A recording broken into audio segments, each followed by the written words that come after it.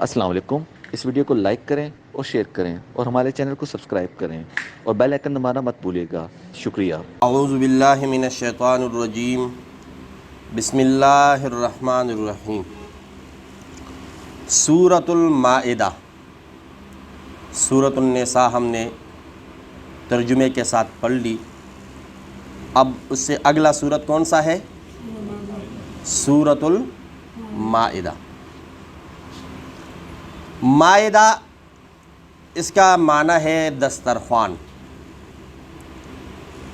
120 آیات ہے، اس میں 16 رکوع ہے، اور یہ سورت کے ساتھ آپ لوگوں نے دیکھا ہوگا لکھا ہوتا ہے مدنیہ۔ یہ کون سی سورت ہے؟ مدنی سورت ہے۔ اب اس سورت میں ہے کیا؟ تو مولانا تقی عثمانی صاحب نے علامہ ابو حیان رحمۃ اللہ علیہ کا حوالہ دیا ہے کہ یہ جو سورت ہے یہ نبی علیہ الصلاۃ والسلام کے حیات طیبہ کے آخری ایام میں نازل ہوئی ہے۔ نبی علیہ الصلاۃ والسلام کے، اور اس کے کچھ حصے، 3 حصوں پر یہ مشتمل ہے۔ کچھ حصے صلح حدیبیہ کے موقع پہ نازل ہوئی، کچھ حصے فتح مکہ کے موقع پہ نازل ہوئی، اور کچھ حصے حجۃ الوداع کے موقع پہ نازل ہوئی۔ اور یہ صورت اس وقت نازل ہوئی جب اسلام پھیل چکا تھا، جزیرہ عرب میں اسلام پھیل چکا تھا، اور اسلام کے جو دشمن تھے وہ شکست کھا چکے تھے، اور مسلمانوں کو یہ خوشخبری دی جا چکی تھی کہ الیوم اکملت لکم واتممت علیکم نعمتی ورضیت لکم الاسلام دینا، یعنی دین کے مکمل ہونے کے خوشخبری مسلمانوں کو۔ اور اس کے ساتھ ساتھ اس سورت کا آغاز ہوتا ہے یا ایھا الذین آمنوا اوفوا بالعقود، اے مسلمانوں، اے مومنوں، وعدہ جو کیا ہے، عہد کیا ہے، تو اس کی پابندی کرو۔ اپنے عہد و پیمان کی کیا کرو؟ پابندی کرو، چاہے وہ آپ نے دشمنوں کے ساتھ کیوں نہ کی ہو، تو اس کے کیا کرو؟ پابندی کرو۔ اور اس کے ساتھ ساتھ کون سی قسم کی غذائیں حلال ہے اور کون سی قسم کی غذائیں حرام ہے، اور اہل کتاب کا جو ذبیحہ ہے، وہ جس جانور کو ذبح کرتے ہیں، اس کا کیا حکم ہے شریعت کے مطابق، کہ اہل کتاب اگر کسی جانور کو ذبح کرے تو اس کا کھانا حلال ہے یا، اور اہل کتاب کے جو خواتین ہیں ان کے ساتھ نکاح کرنا جائز ہے یا جائز ہو، تو یہ شریعت کے احکام اسی سورۃ المائدہ میں اللہ رب العزت نے بیان فرمائے ہیں۔ اور اس کے ساتھ ساتھ جو چوری کرتا ہے، ڈاکہ ڈالتا ہے، شریعت میں اس کی سزا کیا ہے، اس صورت میں ان کے لیے سزا مقرر ہے۔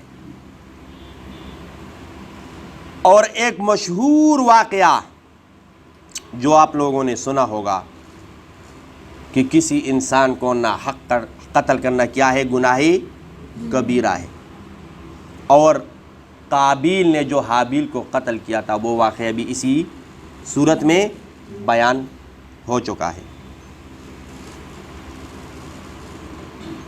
وضو کا کیا طریقہ ہے؟ تیمم کیسے کریں گے؟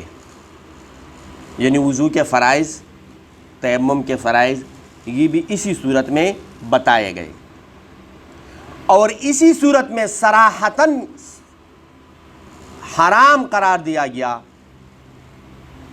شراب اور جوئے کو۔ شراب اور جوا یہ کیا ہے؟ حرام ہے۔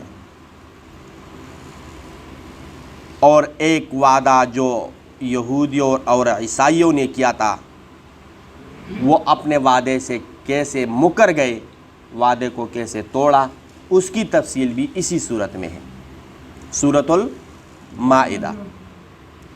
اور میں نے آپ کو بتایا کہ آسمانی غذائیں ان کو آتی تھی تو وہ یہ چاہتے تھے کہ اس کے ساتھ کوئی دسترخوان بھی ہو, تو مائدہ کا ذکر ہے اس صورت میں, اسی لیے اس صورت کا نام اسی مائدہ پہ پڑ گیا, سورۃ المائدہ.